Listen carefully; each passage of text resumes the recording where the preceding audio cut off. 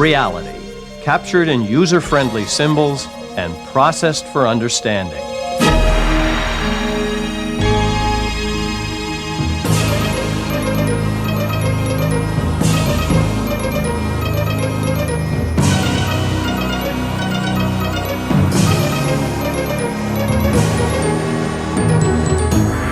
The Idea Channel. I now present to you Dr. Milton Friedman.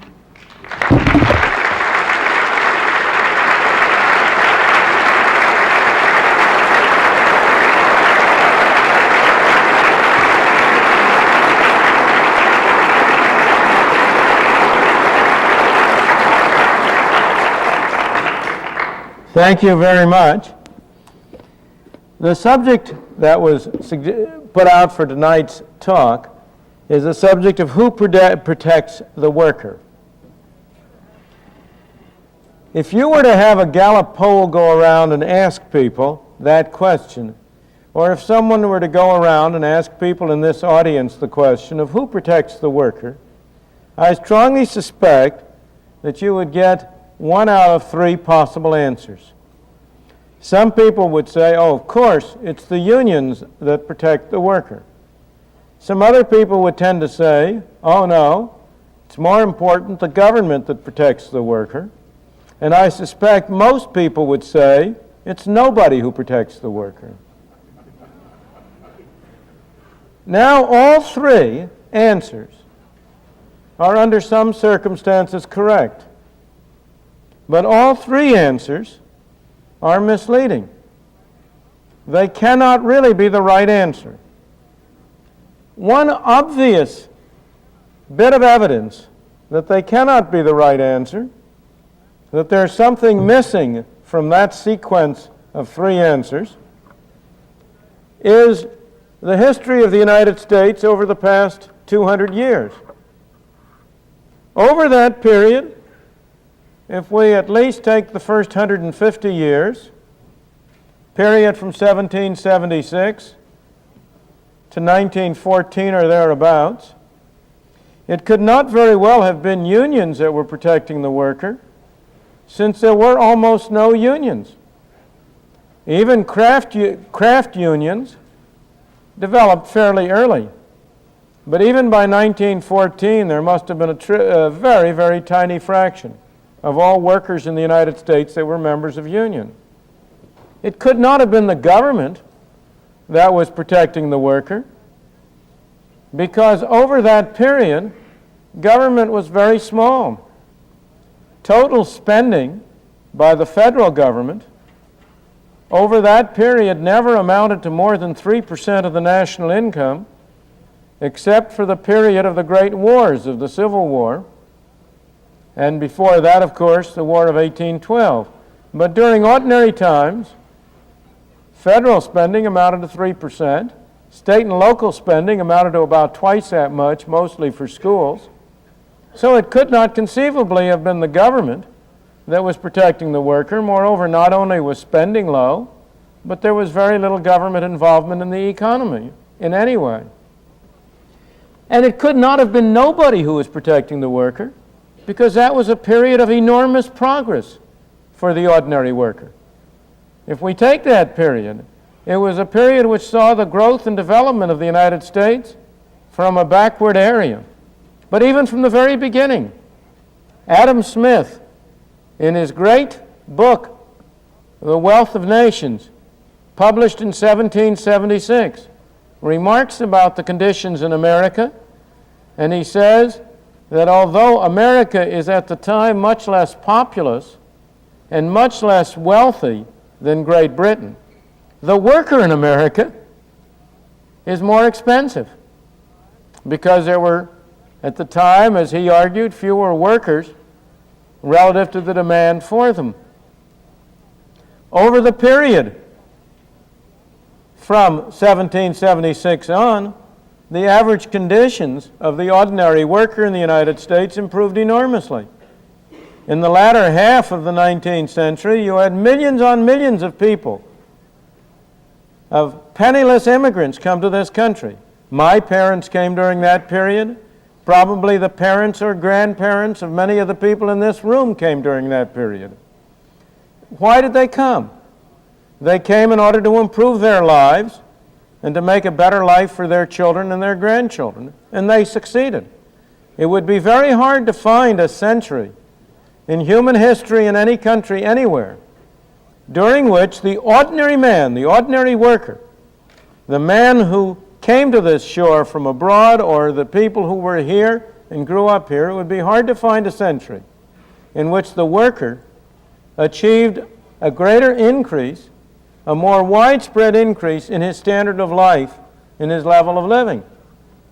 So neither of these three answers can possibly be the right answer for a large part of American history. Before trying to go on to what the correct answer, in my opinion, is to the question, I would like to consider with you each of the answers that people give and see where they are right and where they are not, and why they are right and why they are not. Let's start with the unions, because that gets the most publicity and the most attention and is the most misunderstood, in my opinion, of the three answers. Now, unions do protect some workers. Unions protect two classes of workers: those of their members who are employed and the union officials who run the unions. But if you're going to look at this as a general answer, you have to recognize that only about 1/5 of all the workers in the United States are members of trade unions. And many of those are members of wholly ineffective trade unions, of trade unions that have had very little effect on the wages of their members or the working conditions of their members. It's very interesting to consider the actual experience of unions and compare it with the talk about unions that emanates from union leaders, union headquarters, and defenders of unions. If you listen to the talk, you will get the impression that unions exist to protect the workers who are way down on the income scale. The talk is always about the necessity of protecting or helping the low-skilled workers against exploitation by employers. But suppose I were to ask you, which are the strongest unions in the United States?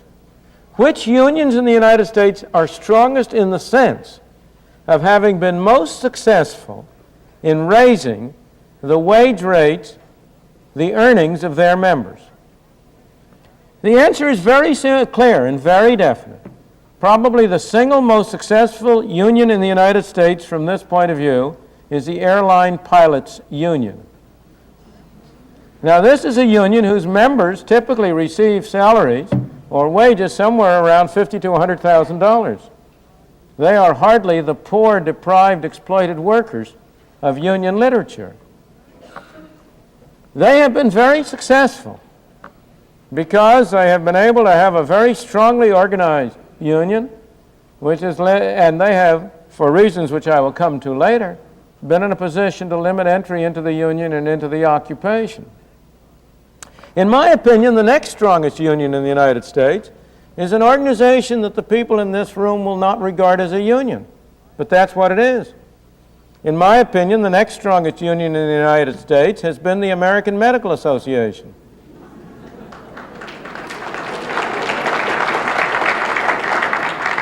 Now, the American Medical Association is not a traditional union, but it is a union from an economic point of view.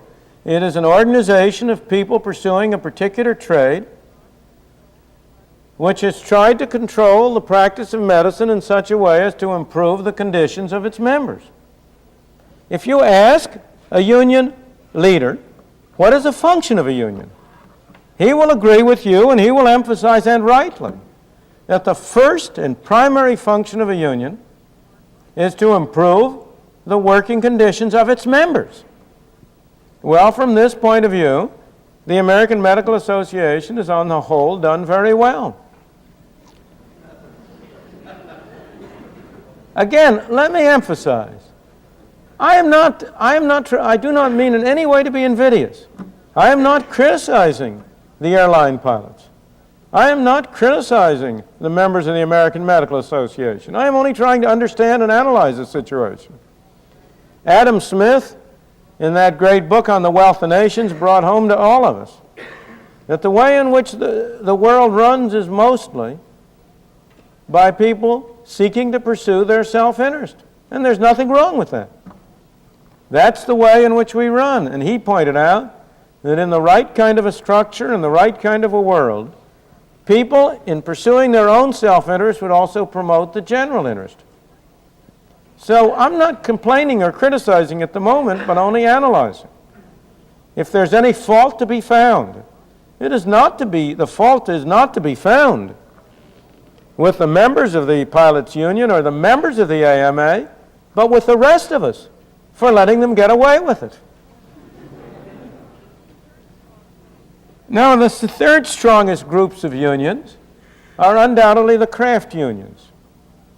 The carpenters, the plumbers, the plasterers, and the like. And they, again, are a group that have always been extremely high paid, that have always been among the elite of the working community. And finally, as my fourth class, and this is a newly developing class, the strongest unions have, in recent years, in the past decade in particular, become the municipal unions.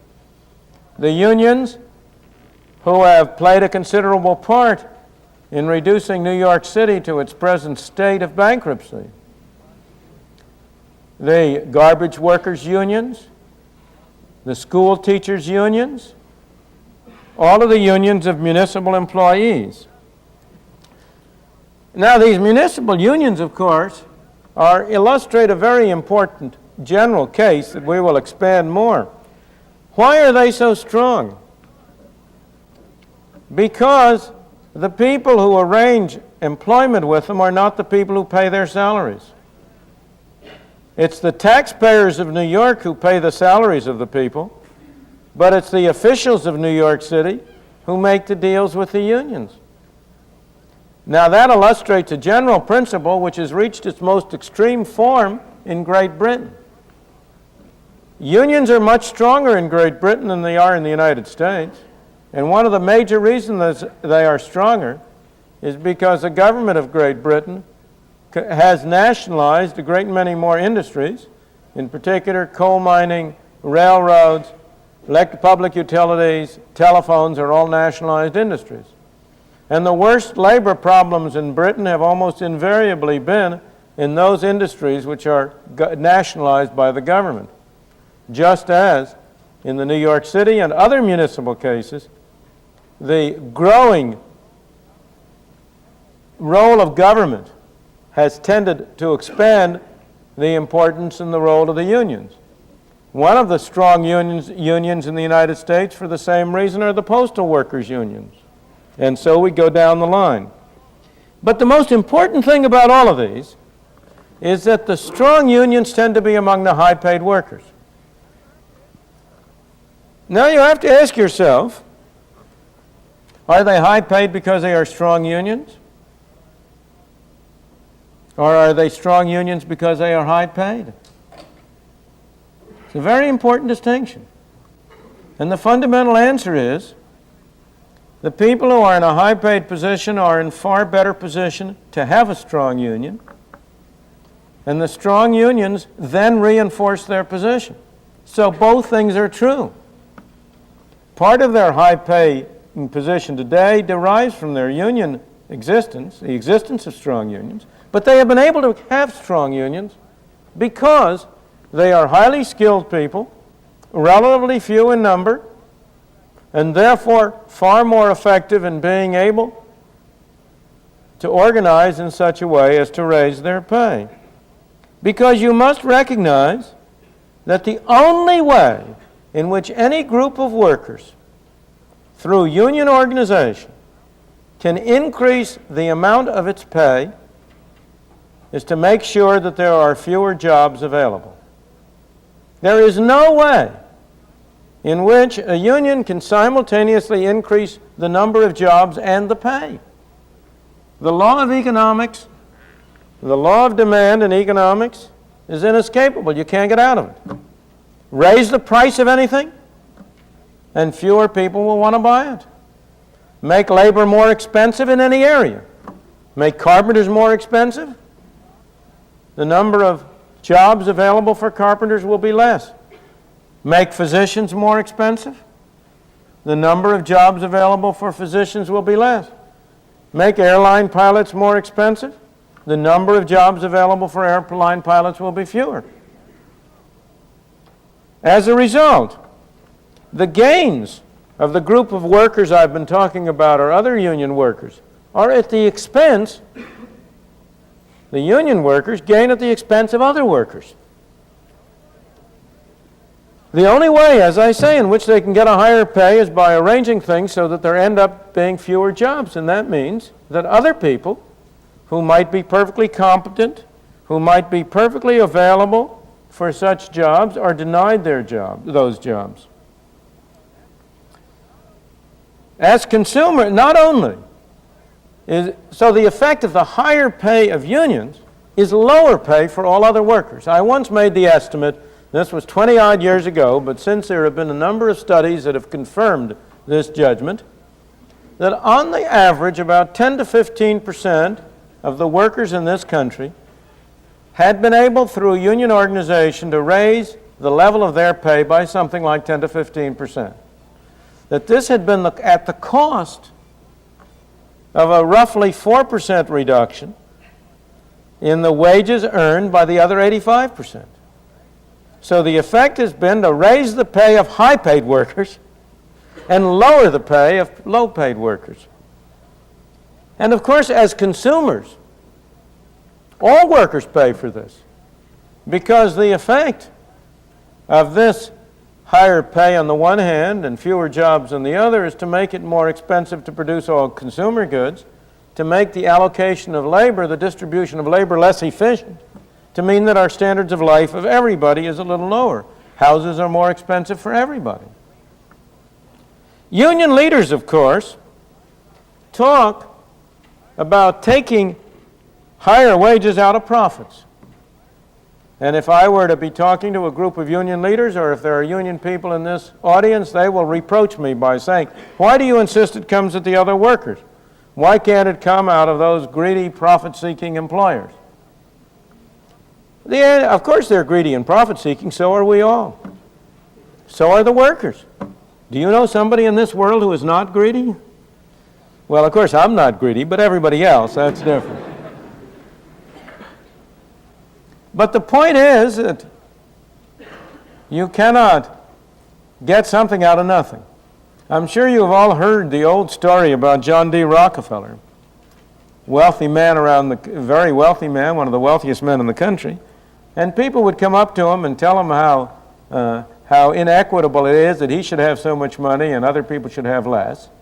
And he would say to them, well, suppose we took all the wealth I have, would you like to have the share that would be available for you? And they'd say yes, and he'd take out a dime and give it to them.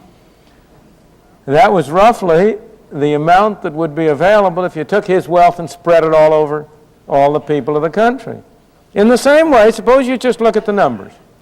Out of the total national income today, roughly 80% goes to the payment of employees directly or indirectly in the form of fringe benefits. That is, these are the statistics of the national income statisticians. And roughly 80% of the national income now goes for the payment of workers. Of the remaining 20%, something over half of that goes for the payment of rents, rent on land, rent on property, and so on, or for the payment of interest on loans. Profits of corporations, they are the people who it's always supposed you can squeeze the money out of. Profits of corporations amount to less than 10% of the national income. That's profit before tax. If you take off the taxes they pay, profits after tax amount to something like 6% of the national income. Well, there isn't much leeway there to raise wages. And you can realize also that every time you go in and try to extract from that small amount to add to the amount received as wages, you are reducing the incentive for capital formation, which has been the major source of increased productivity. Why is it that the ordinary worker of the United States has been able to get an ever higher income until the last few years, when that potentially higher income has been extracted off and diverted down to Washington?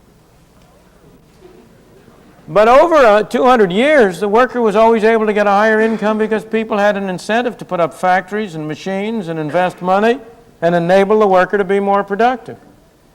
So there is essentially no possibility. This is not something that's a question of ideology. It's a question of arithmetic.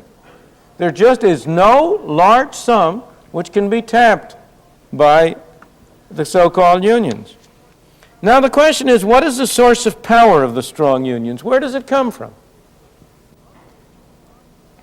Most people, in talking about how unions get their way, are inclined to focus their emphasis on strikes, which are very newsworthy, or on feather bedding, which is also very newsworthy, or on seniority rules or apprenticeship arrangements and the like.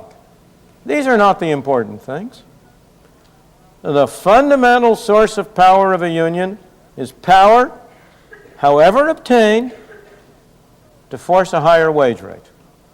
If somehow or other, and I'll come back in a moment to how they can do it, if somehow or other a union can put employers in the position where they cannot or will not offer less than a certain wage rate, they can make them offer a higher wage rate. That's the fundamental source of power. And all of these other devices we're talking about are ways in which you ration the limited number of jobs available at that high wage rate among the people who seek it.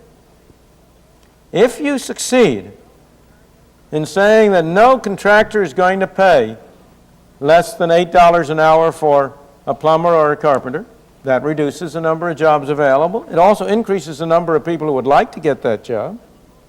But now, let's suppose for a moment you can enforce that wage rate. Somehow or other, there has to be a device for deciding who shall get the job. That's the role of seniority arrangements. That's the role of apprenticeship arrangements. That's the role of feather bedding, to find a way to allocate and distribute the graving. It's also, I may say, the source of the kind of discriminatory policies that unions have followed. There has probably been few more important sources of racial discrimination in the United States or discrimination against minority groups than discrimination by skilled craft unions.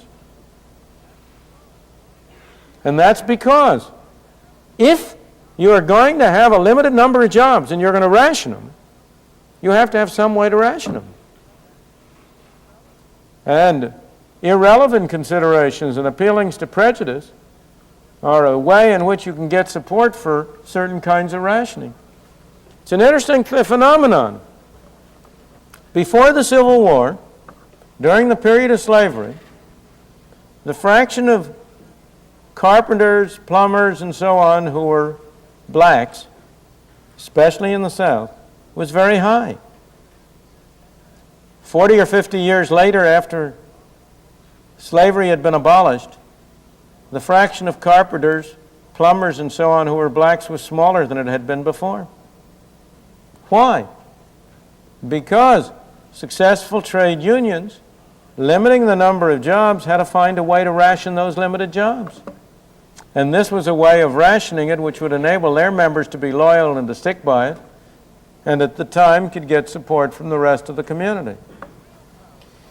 So the real power is to force higher wages. Now, how can they do it? Well, one of the obvious ways they do it is by threatening to beat up employers who pay a lower wage, or threatening to beat up or actually beating up workers who offer to work for a lower wage. And that's why union wage arrangements and negotiations have so often been accompanied by violence. That's a device for enforcing a higher wage. But an easier way to do it, and a way which is sort of more respectable, is to get government to help you out. The AMA has been able to do it by having government licensing of physicians, so that nobody can become a physician unless he is licensed to be a physician by a government licensing board. Now I ask you, who do you suppose is competent to decide who should be a physician? Only other physicians. So the membership of licensing boards of medical groups is always composed of physicians. And that has, in fact, been a key element in the restriction of entry into medicine and in keeping the number of physicians to a lower level than it otherwise would have been. This happens to be a subject in which I once did an enormous amount of work. I wrote a book some 30-odd years ago on incomes from independent professional practice, in which I examined in great detail the practices of the American Medical Association, the American Dental Association, and other organizations. And I decided at that time that the effect of limitation of entry into medicine had been to keep down the number of physicians and to increase the average income of physicians at that time by something between 17 to 30%. Now the recent figures would probably be in the same direction. Of course, if you talk to physicians, they'll say, why, the reason we're in favor of licensing is in order to have a very high quality of medical practice. But then if you look at the rules they have followed, some of them have no relationship whatsoever to quality of medical practice.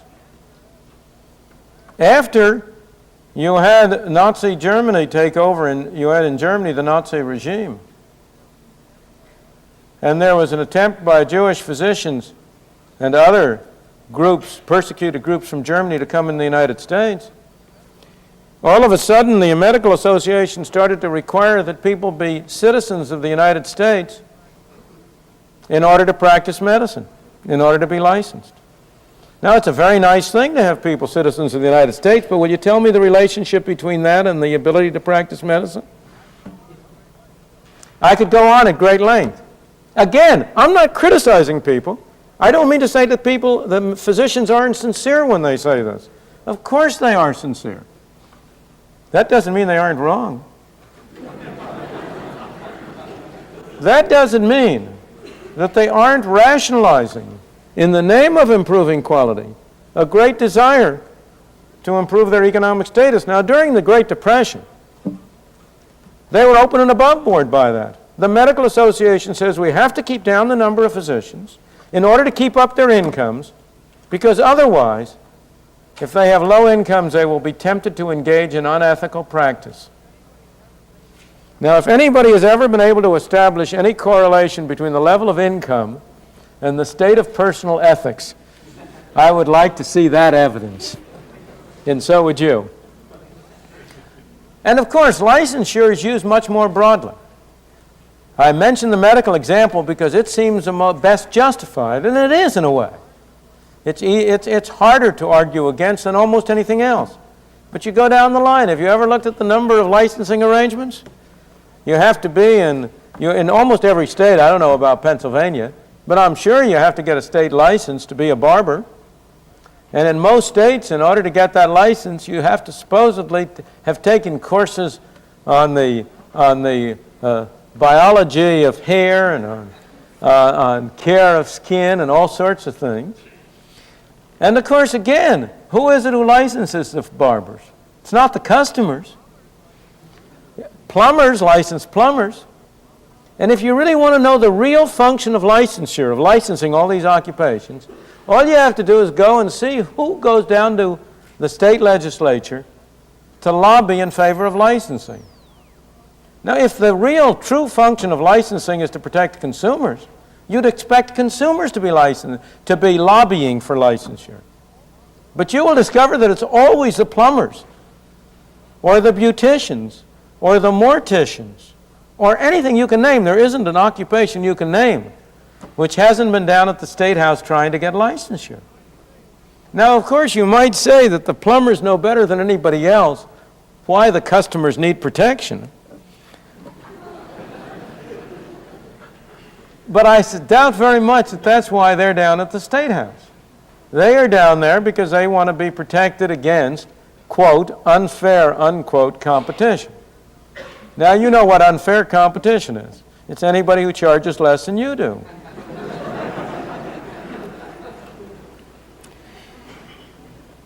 So licensing by government has been a major way in which unions have been able to be strengthened. That's very important for the pilots' union. It's very important for the medical union. It's important for many craft workers.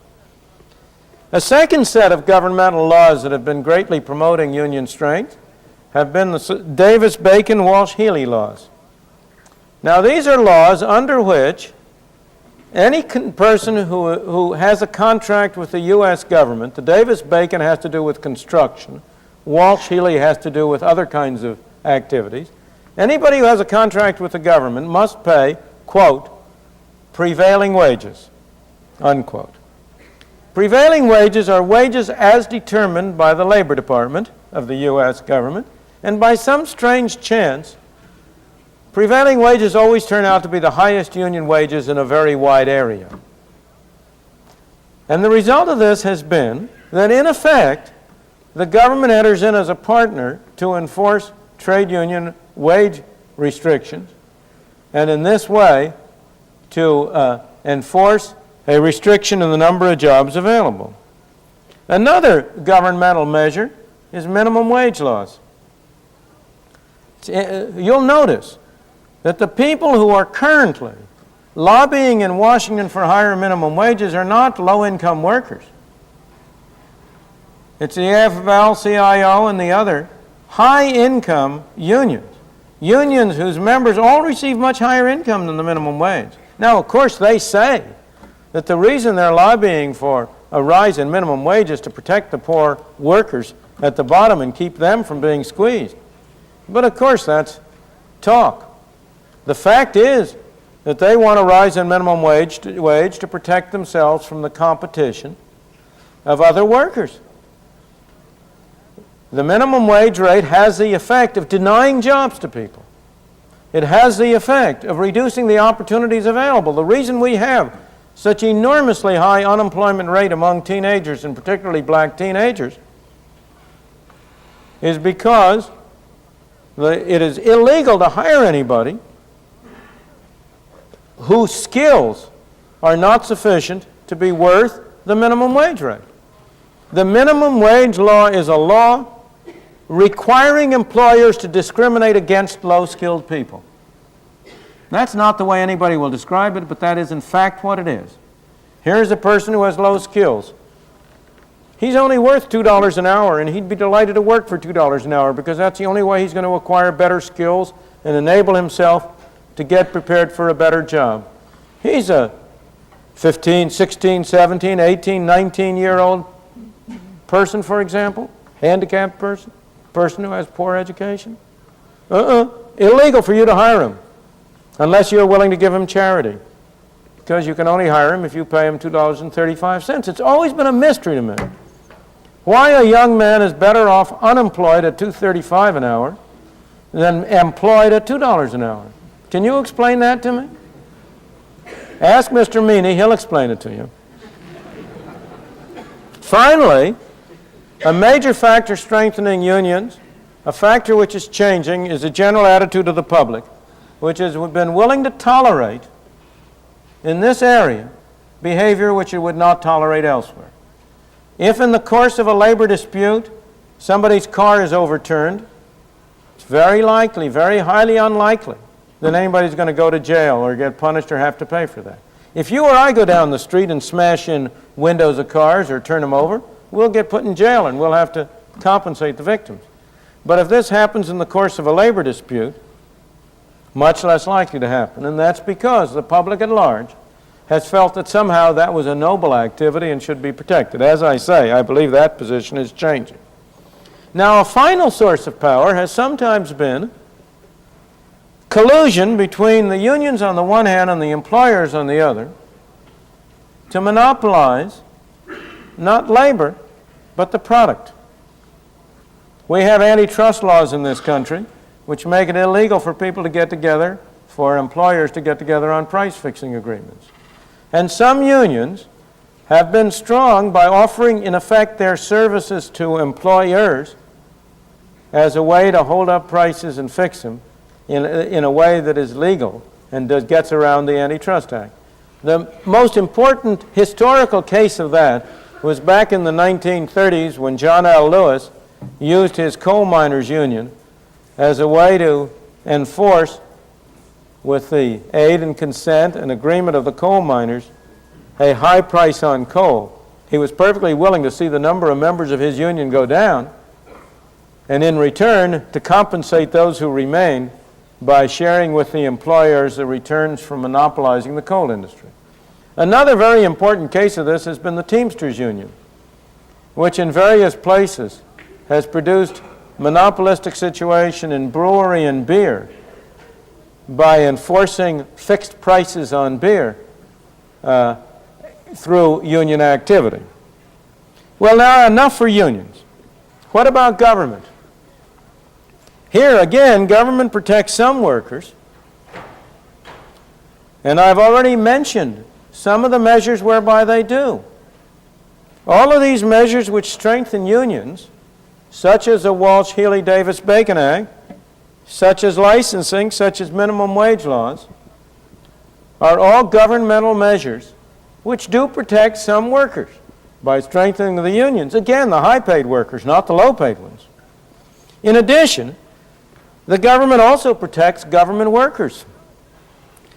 You know, it's interesting to consider. Let me ask you, what do you suppose is the richest county in the United States?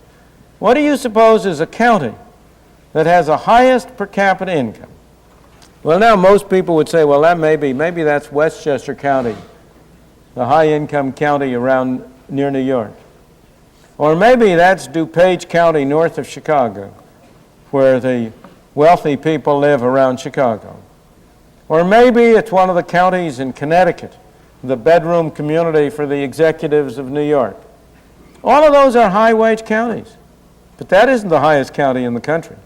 The highest income county in the country is a county in Virginia adjacent to the District of Columbia, which is a bedroom community for government employees. That's the highest income county in the country. There was an article in the Wall Street Journal just within the last week from which I cannot resist quoting something. Said the Wall Street Journal in its article about the federal civil service, as the civil service regulations have ballooned to fill 21 volumes some 5 feet thick, government managers have found it increasingly difficult to fire employees. At the same time, promotions and merit increases have become almost automatic. The result is a bureaucracy nearly devoid of incentive and largely beyond anyone's control. Of the 1 million persons eligible last year for merit raises, only 600 did not receive them. Now, I have no reason to suppose that a lot of those million workers didn't deserve merit increases. But do you really think that 999,400 of them deserved merit increases? If so, you've had better experience with federal employees than I have had. The Wall Street Journal goes on, almost no one is fired.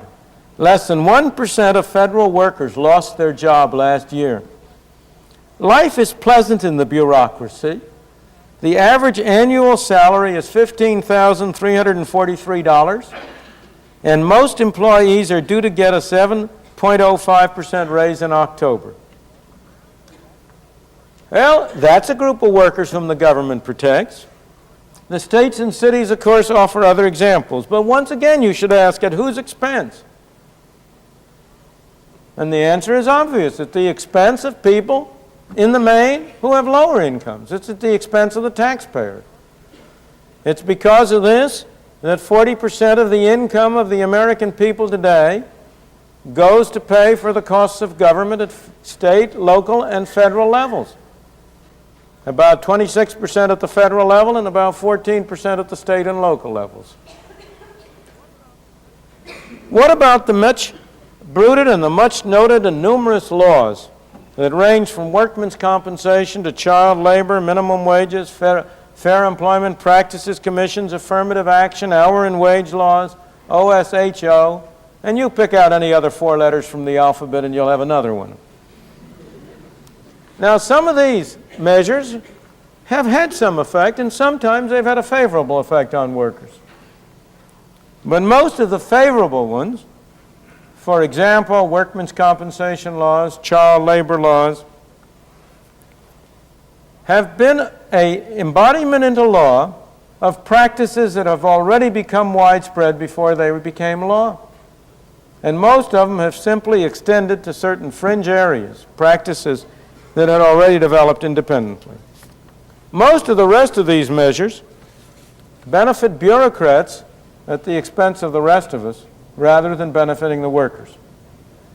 The OSHA has a very large bureaucracy, and an increasing one. But it hasn't been very effective in improving the lot of workers, and so on down the line. Now, what about the third answer? That nobody protects the workers. Again, that's true for some workers. But who? There are 2 classes of workers who are not protected by anybody. They are those workers who have effectively only one possible employer. And second, they are those workers who have no possible employers. Who are those with only one possible employer? Well, obviously that applies to all the workers in a country like Russia or China or Cuba. If you have a totalitarian government in which a totalitarian country in which the government is the only employer, then there is nobody who protects the worker. He's at the complete mercy of that government. And the result has been perfectly clear. The ordinary worker in these totalitarian countries is very badly off. His level of living is low. His conditions of work are poor. His freedom is limited. Some of the bosses in those countries do very well.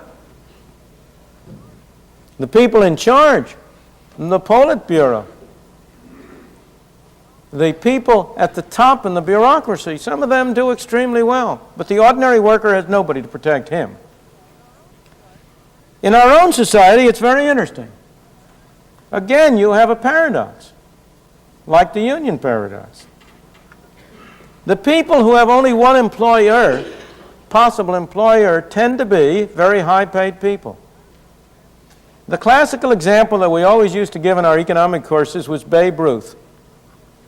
Babe Ruth, the great home run king, was, as you know, the most popular and the most widely known baseball player of his time. It so happened that the Yankees had the largest stadium of any of the baseball clubs at that time. And so they were the only people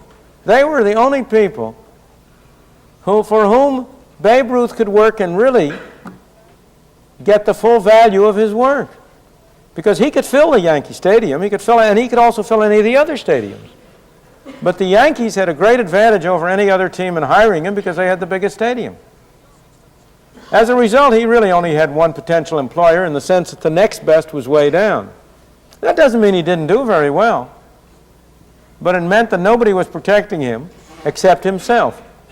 He was protecting himself through his skills, but it was a matter of bargaining with the employer. In the same way today, until recently, when you had a considerable degree of unionization in the professional athletes, the baseball, football players had only one potential employer because the employers had arranged to get an exception through the law, whereby you had essentially a slave contract with a baseball or a football player.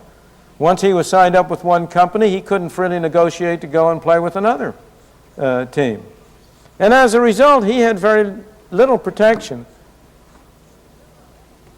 Similarly, if I have a highly skilled man whose skills are so great that only one company can use him, He has other possibilities, but they're at a much lower level. Nobody protects him. Who are the people in our society who have no possible employer? In our society, most of the people who have no possible employer are the result of governmental measures. The minimum wages have been the most important factor that have created a large class of people who have no possible employer. And the adverse effects of the minimum wages have been greatly exacerbated by the poor education which is provided by the government. We start out with having governmental schools in Harlem that are terrible, that for a variety of reasons provide lousy education. So we end up with people and dropouts from schools and kids coming out from school who have no skills.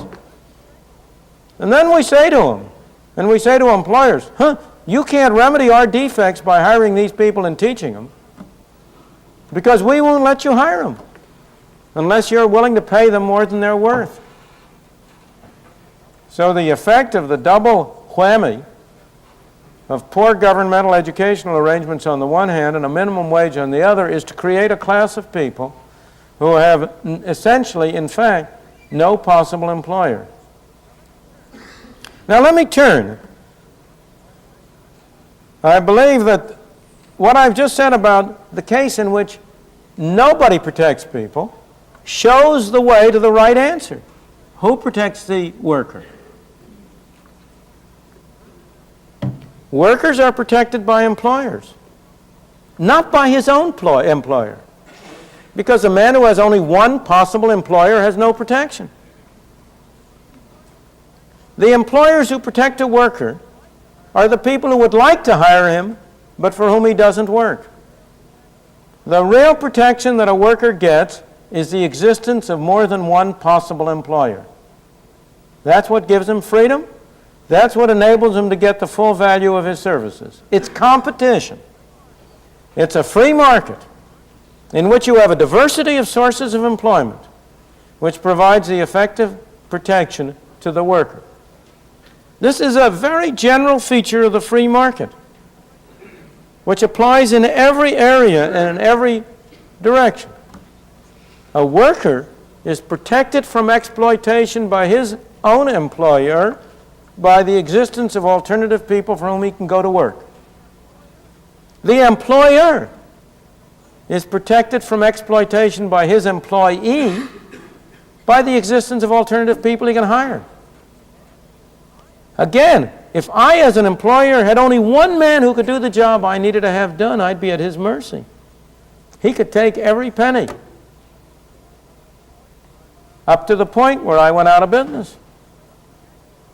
What protects, if I'm an employer, what it protects me is that there's more than one person I can hire. The consumer, in his capacity as a purchaser of goods and services, he's protected by the existence of alternative sellers. Why do we have lousy postal service? Because there's only one place you can buy it. Why do we have terrible schools? Of course there are some good schools. Here's an example of a good auditorium. I don't know that it's a good school. It's a marvelous auditorium. I suppose it was paid for by the people who use it. Was it? Who paid for it? Did the people who pay for it have a choice?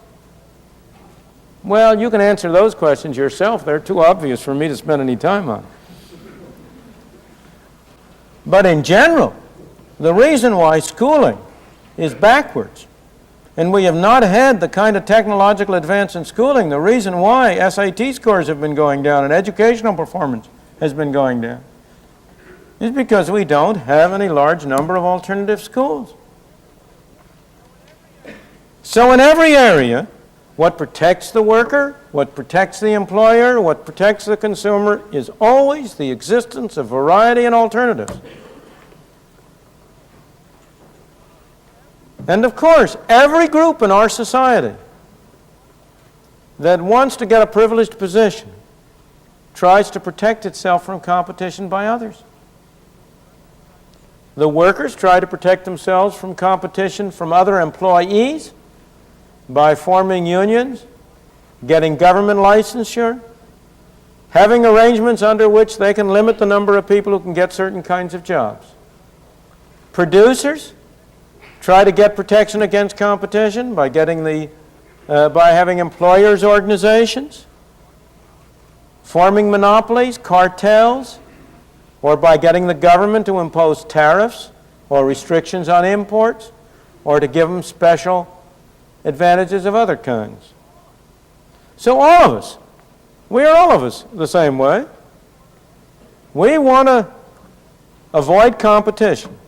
And yet it is the competition that effectively protects us in our various forms. It protects the worker by providing alternative opportunities for employment.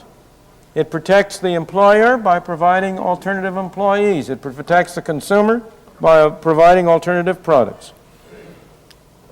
So the conclusion, which I would suggest to you, is that the real way to make sure that the worker continues to be protected, that the gains in our standards of life that we have had as workers over the past 150, 200 years continue, the real way is to make sure that we preserve the existence of competition and of free markets. Unions can and do serve many useful purposes, but they also can do great harm if they interfere with competition and freedom of markets. The same is true of organizations of employers. Employers' associations can and do serve many useful purposes, provided there is free entry. In all cases, we must try to preserve freedom for alternatives. Try to preserve the freedom of workers to join or not to join a union. The freedom of employers to contract with a union or not to contract with a union. And to keep the government neutral in this business. Let the government attend to the things it ought to be attending to and not get involved in establishing positions of privilege, either for workers on the one hand or for employers on the other. Thank you.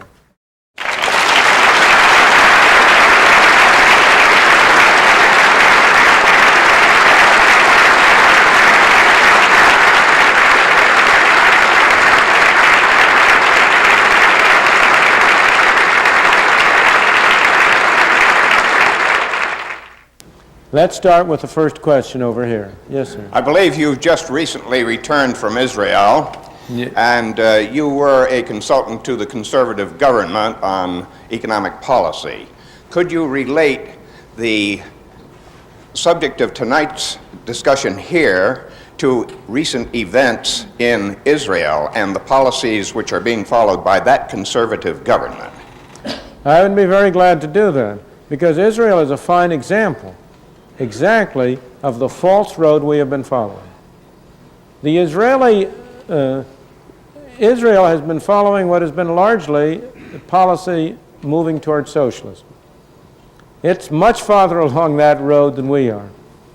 The ideology of the leaders of Israel from the earliest stages was fundamentally socialist.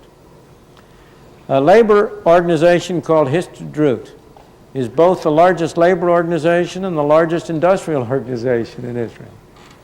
And the thing that is absolutely fascinating is the extent to which you have complete disillusionment among the people of Israel with this approach and this policy.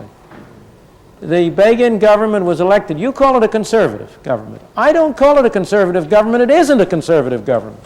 I'm not a conservative. A conservative is somebody who wants to keep things the way they are.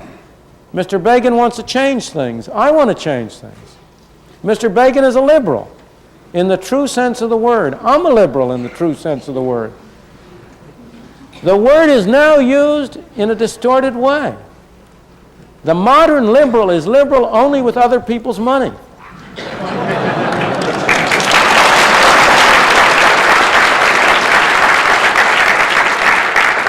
The word liberal means of and pertaining to freedom.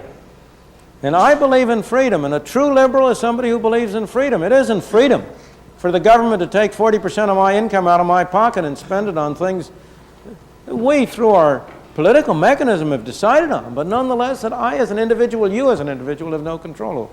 So I will not agree with your description of Mr. Begin or his government as conservative. They're not. There are liberal government, and in fact, you see, the word liberal still retains its 19th century meaning in most of Europe.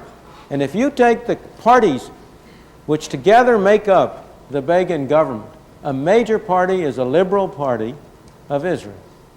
Now, with respect to the problems, the problem has been that as a result of the socialist tendency in Israel, you now have an enormous fraction of national income in Israel being spent by the government. You have a wide range of government and quasi-government enterprises. Over half of the people in Israel, half the workers in Israel are employed by either direct or indirect governmental enterprises. You have subsidies in everywhere for industry, for labor, for what you name it. And the result has been that you have a very great degree of dissatisfaction on the part of the public at large in respect of the inefficiency which develops out of this kind of thing, in respect of the restrictions on people's lives and activities, and that's why there is no sentiment within Israel today for a continuation of a socialist government. The papers here made the election of Begin hinge primarily on international affairs. It didn't at all. It was dissatisfaction with the domestic policy and this socialist development policy in particular that led, in my opinion, to a change of government. Now, I am not very optimistic that they will be able to resolve things or to change it. Their intentions are fine. But it's extremely difficult once you get very far along this road to go back, to turn around. And it's difficult because everybody, under those circumstances, gets a vested interest in continuing it, because everybody's being subsidized.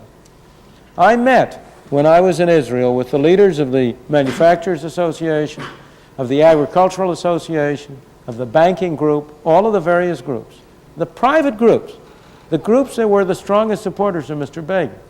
And I opened my session with them by saying to them, you gentlemen are the greatest obstacles to a sensible economic policy for Israel. And they are. The manufacturers say, oh, of course, we're in favor of cutting out subsidies, but you should start with agriculture. And the agricultural people say, we're in favor of cutting out subsidies, but you start with industry. And the effect is you get stymied. But I wish them luck. Will they go to a truly competitive? That is the objective of many of the leaders of the new government, but I have my fingers crossed as to whether they will succeed in doing so. I hope so.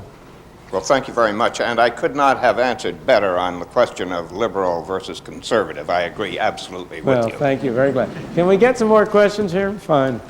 Dr. Friedman, first I'd like to thank you on behalf of all of us of having Bob Chittister talk you into doing this program. Well, you thank Bob for talking me into it, don't thank me. I've already thanked him.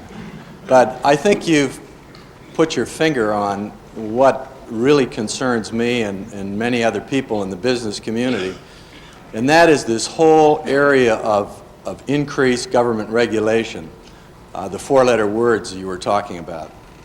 I don't share the optimism that you appear to have of being able to do something about this.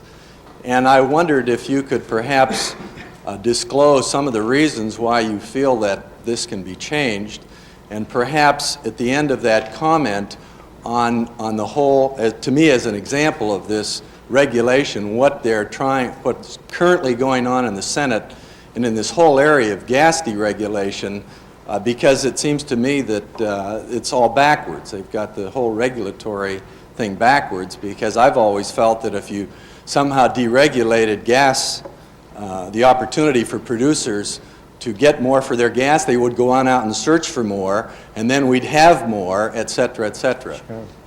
Well, I quite agree on the final thing, but it's very interesting that's in a microcosm what's happening all over and what the problem is. Let me say first, I am by no means persuaded that we're going to turn the corner and go the other direction. It may be that we are on the downslide and we're not going to recover. If you look at most societies over the ages, if you look at most golden ages, and we've been through a golden age, they tend to be short, 100, 150 years at the most, and to be followed by a period of deterioration and decline. That's what happened to Rome, that's what happened to Greece, No reason why we shouldn't follow the same steps. So we may go in the same direction. But the reason I have some hope is mostly the major source of hope I have, frankly, is because government is so inefficient. That's the real hope. If government were spending the 40% of our income that it now spends efficiently, I'd give up hope. But thank God they waste most of it. People complain about waste. I don't complain about waste. Tell me, would you people in this room really like the IRS to be spending its money efficiently?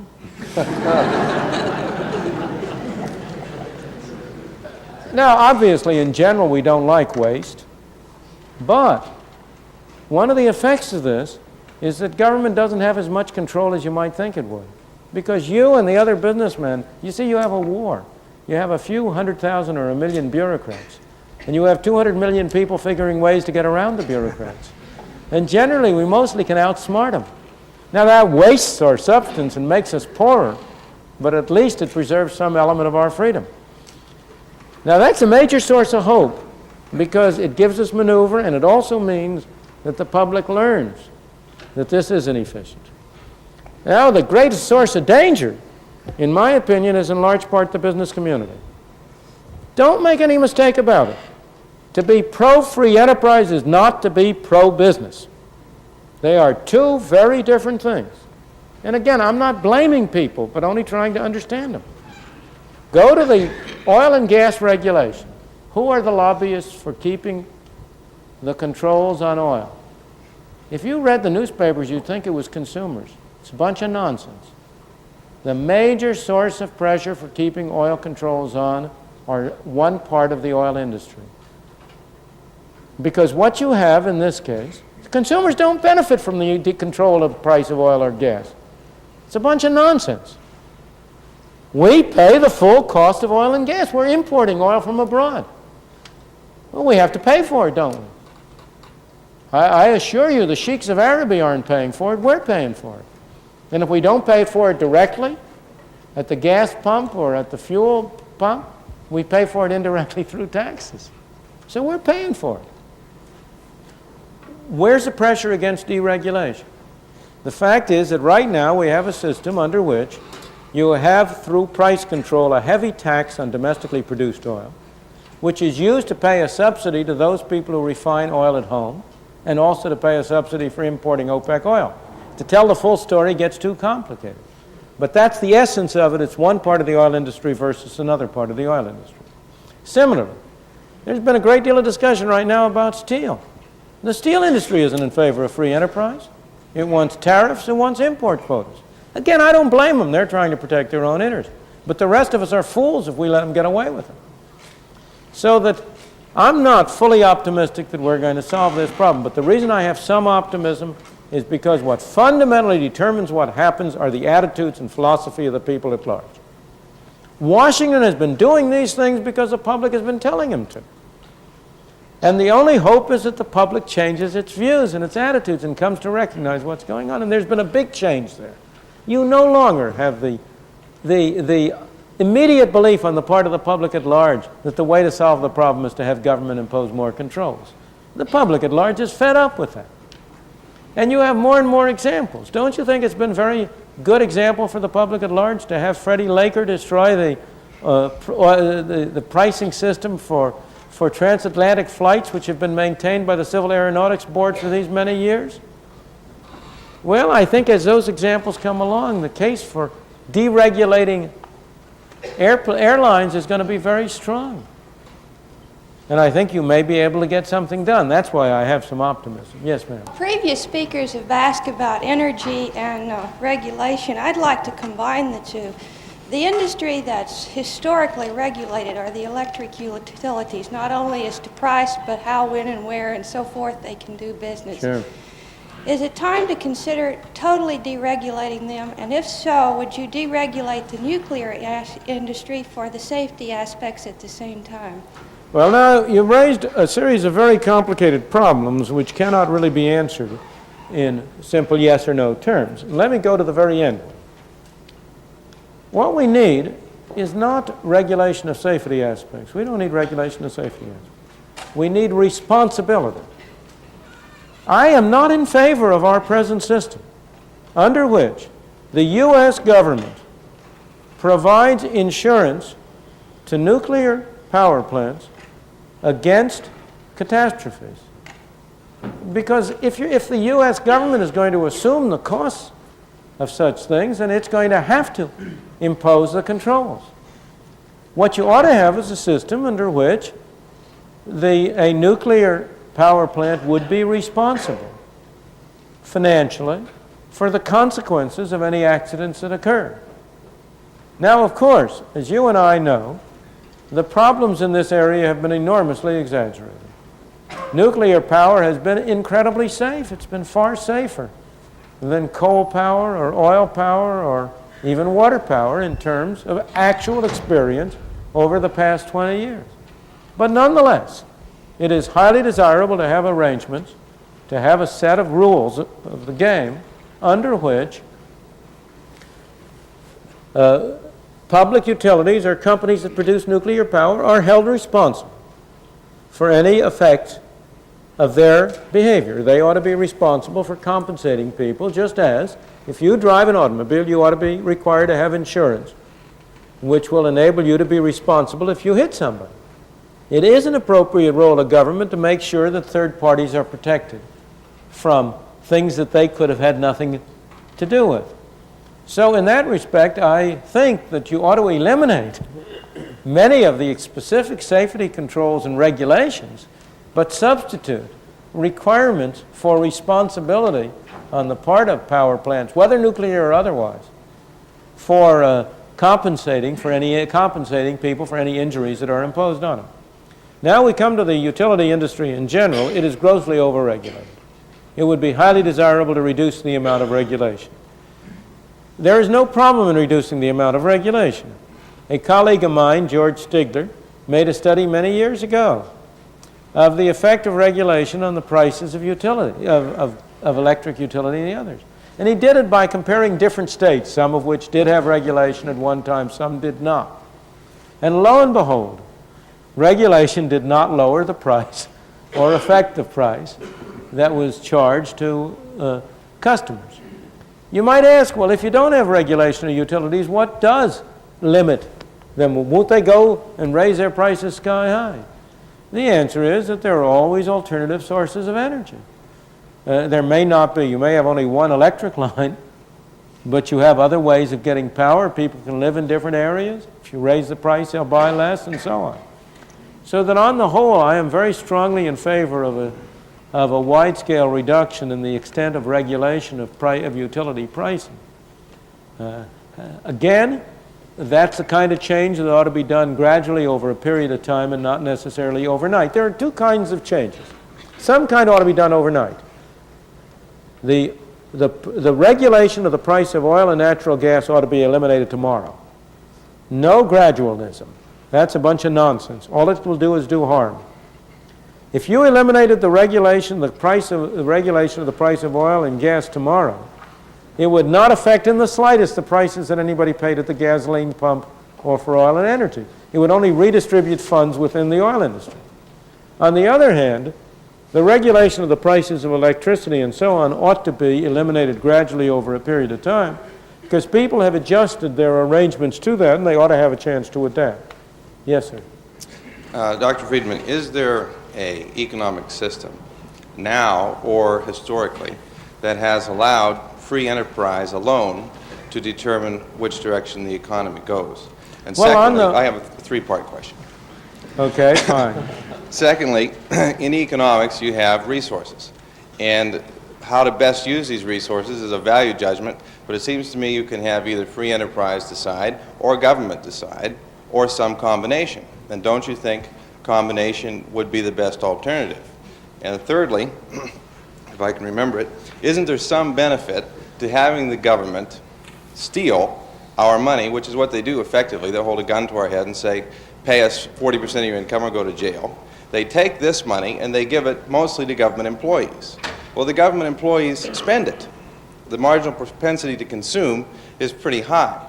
So the people who were robbed have to do something creative to get the money back. And isn't this creative activity the real wealth Well, I take it that country. they would have to be still more creative if 98% were being spent by the government. No, the third part of your thing is just pure fallacy from beginning to end. Because if those people who are now government employees were employed in creative activity and productive activity, they would also be spending their money. And we'd have a greater total around. All you're doing, let's suppose for a moment, take the extreme case, that 40% is being used just to have people sit around. The fact that they spend their money doesn't alter the situation. The only product there is what the 60% produce. And that 60% is divided among the 100%. If those 40% are also producing goods, then there are more goods to go around among everybody.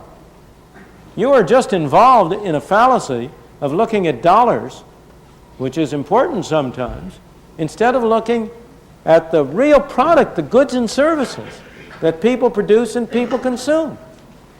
Spending isn't good. What's good is producing. What we want to have is more goods and services. And as I say, the obvious indication that that's clear is that if your logic were right, it would apply it for 50%, 60%, 70, 90, 98, 100%. And obviously you would see that that would be a bunch of nonsense at that stage. It is desirable to have some money spent by government for those things, those services that we believe we can get more usefully and more effectively through government. If people are getting their money's worth, fine. That's why it's very desirable to have governmental expenditures take place at as local a level as possible. Because you, as a citizen of a small community, can judge whether you're getting your money's worth. You can decide that you want to spend it. But when it comes to the federal government, you tend to think that you're spending somebody else's money. And you are in a way. But he's spending yours. All right, now let me go back to the first two items. Is there any example of a society in which the fundamental determination of the direction of activity was determined by free enterprise, by free competition? Of course. Most of history. Most of societies today. The government does have 40% of our income that it spends, but it wastes half of it. So that as a matter of effective matter, 80% of our resources are being determined by free enterprise now. And if I go back to the whole period of the 19th century, to the whole period of the great growth of the U.S., to Britain in the 19th century, the period when Britain emerged as a leader of the nation, at the height of Britain's power as a leading nation in the world, at the time of Queen Victoria's Jubilee in 1899, I think it was, or something, celebrating the 50th anniversary, the Golden Jubilee of her reign. When Britain ruled the waves and had an empire on which the sun never set, total government spending in Britain was 10% of the national income. So, of course, there have been many examples over time at which free enterprise has dominated and predominantly been the major source of determination. Today, it's true in Hong Kong and Taiwan, in many countries around the world. All right, now your second question is, does not the allocation of resources involve value judgments, and isn't it better to have that values judgment shared by government and the people? Who is government? What's government? Is that something other than you and me? Is that something than us operating through a different mechanism? Who can make value judgments? Only people. Resources don't make value judgments. Governments don't make value judgments. People make value judgments. And the question is, what is the most effective way in which we as people can jointly, cooperatively express our values? No, we express some of them individually in the family at home, separately, people, you and I alone. We express some of them by doing things for ourselves. We express some of them through voluntary groups, Boy Scouts, churches, charitable organizations. We express some of them through cooperation on a broader scale on a free market, through business enterprises that serve as intermediaries between people selling their productive services, producing products and selling the product. We express some of our values through doing things through government. And there's nothing wrong with doing that, provided we keep in control and don't let the government become the master instead of the servant. And the real problem is, in my opinion, that as we move from the local community to the state, from the state to the federal government, it becomes increasingly difficult for us to control the mechanism we have established. And that mechanism tends to control us. That was the great wisdom of the founding fathers of this country, of the people who wrote the Constitution. That Constitution was designed to limit government's powers in order to preserve the freedom of the individuals. And what has happened in the past 50 years is that the fundamental character of the Constitution has really been changed. We have broadened enormously the conception of what is a governmental power and what is not, and have departed from that limited government until we have created a Frankenstein, an unlimited government that threatens to destroy us. Let's go to the next question. Dr. Friedman, in last year's presidential campaign, a great deal of discussion was lent to the repeal of Section 14B of the Taft-Hartley Act. Could you give us some indication of your view on that, in particular to the restriction of freedoms of individual workers? Yeah. Well, that's, again, the problem of right to work, which is what's involved, is a very difficult and complicated problem to discuss, but it's very relevant to the subject tonight, and I'm glad you raised it. In principle, I am not in favor of laws either requiring workers to join a union or preventing workers from having a closed shop. There's a very interesting thing that on a level of principle, you can no more justify a right to work law than you can justify a yellow dog, the law against yellow dog contracts. Both of them are wrong. The Fair Employment Practices Acts, in my opinion, are wrong because they interfere with freedom of contract. People should be free to contract as they wish. The right-to-work laws are in principle wrong because they are an interference with the freedom of employers to contract with a closed shop. And yet, on the other hand, as a practical matter, 14B prevents the imposition of a closed shop by governmental measures. What you've got is a situation here in which you have two wrong things, and you've got to choose among the lesser of the evils. The repeal of 14B would make it impossible for states to get out from under governmental regulations, federal government regulations, which in effect have the effect, even though this isn't legally their wording, they have the effect of mandating closed shops, even where both employers and workers might not want it. And 14B provides a loophole whereby the individual states get out from under that requirement. And as a result, what I'm really in favor of is not the repeal of 14B, but a much more far-reaching change of federal labor legislation, which instead of having the federal labor legislation be as one-sided pro-union as it is, made federal legislation much more neutral than it now is. And under those circumstances, I would not support right-to-work laws. Under the present circumstances, I'm in a dilemma. I don't like to support them because they seem to me wrong in principle, and yet they offset another evil, and on the whole, the right-to-work laws seem to me the lesser evil of the two. So I think you've raised a very difficult position. Let's take the last question, and then we'll let everybody go home. Dr. Friedman, I'd like to hear your answer to a very simple question that's often very persuasive, and that's that the existence of big business requires the existence of big government. Yeah.